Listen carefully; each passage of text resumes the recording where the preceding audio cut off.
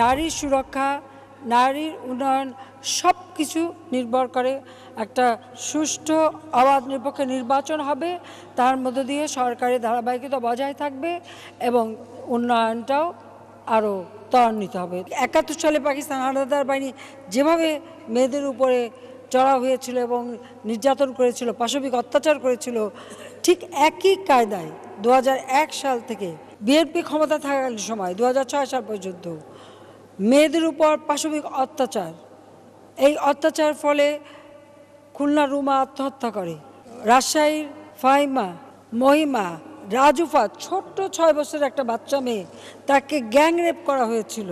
তো এইভাবে সারা বাংলাদেশে একটা তাণ্ডব তারা সৃষ্টি করেছিল এবং তাদের লক্ষ্য ছিল মেয়েরা। একজন নারী হওয়া সত্ত্বেও এতিমের অর্থ আত্মসাৎ করা, এটা তো কখনো চিন্তা করা যায় না। মাননীয় স্পিকার, চিন্তা করা যায় না। সামান্য কয়টা টাকা এতিম পাবে, সেই এতিমের টাকা নিয়ে 10 বছর মামলা চালিয়ে আজকে কারাগারে বন্দী।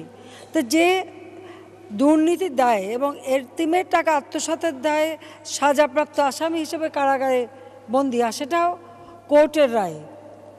আমরা তো রাজনৈতিকভাবে অ্যারেস্ট করিনি, তাহলে তো 2015-তে করতে পারতাম, 14-তে করতে পারতাম, তা তো করিনি। একজন নারী মানে একজন মা, একজন মা হয়ে একটা এতিমের টাকা কী করে চুরি করে বা সেটা অপব্যবহার করে, সেটা আমাকে বোঝার মাননীয় স্পিকার।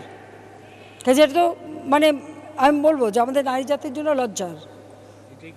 তা আমরা সবসময় এটাই চাই যে দেশে একটা গণতান্ত্রিক ধারাটা অব্যাহত থাকুক এবং দেশটা সুষ্ঠুভাবে যেভাবে উন্নয়নের পথে এগিয়ে যাচ্ছে এগিয়ে যাক, তাতে আমাদের মেয়েরাই লাভবান হবে। কারণ একটা সমাজে নারী পুরুষ সকলে মিলে যদি তাদের জীবনমান উন্নত না হয়, তাহলে তো সেই উন্নতিটা হয় না।